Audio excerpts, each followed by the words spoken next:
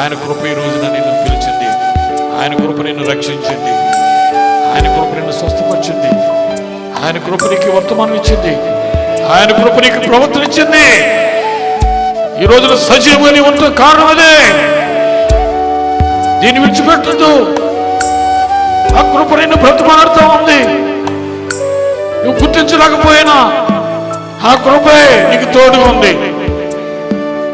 ఈ రోజున ప్రవక్త దేవుని కృపై ఉన్నాడు.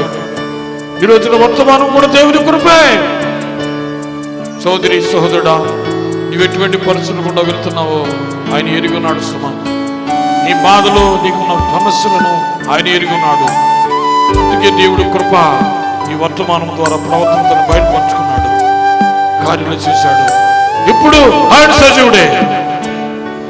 మొదటగా పరిశుద్ధాత్మ ఉన్న వారు పునాది వేసిపడినటువంటి పునాది పెట్టుకొస్తున్నాన్ని వారు అలాగైతే సంతోషంతో ఆనందించారు, గొంతులు వేశారు.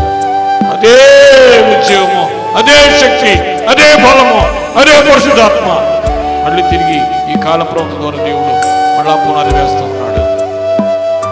వేయబడిన పునాది తప్ప మరొక పునాది లేదు. ఆ పునాది ఎవరో కాదు, క్రీస్తే. సహోదరి సహోదరుడా, కట్టడంలో నేను ఒక రాయిగా ఉండాలి, చెక్కపట్టడానికి నేను ఇష్టపడుతున్నాను. ఈ రాయిగా నువ్వు ఎప్పుడైతే మనసుపడతావో చూడండి, ఈ రాళ్లలోకి ఆయన దేవుడు ఆత్మను కుమ్మరించి అందరినీ ఒకే రకమైన ఆత్మగా ఒక శరీరంగా దేవుడు చేసుకుపోతున్నాడు.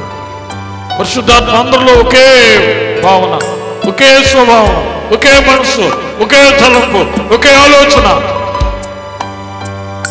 అటువంటి హృదయం నీకు రావాలి, అటువంటి ఆలోచన తలంపు నీకు రావాలి.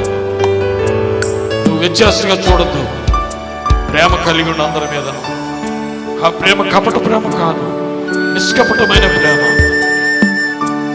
నీవు దేవుని పట్ల నువ్వు ఆ ప్రేమను పొందుకుంటే నువ్వందరినీ ప్రేమించే మనసు నీకు దేవుడు ఇస్తాడు.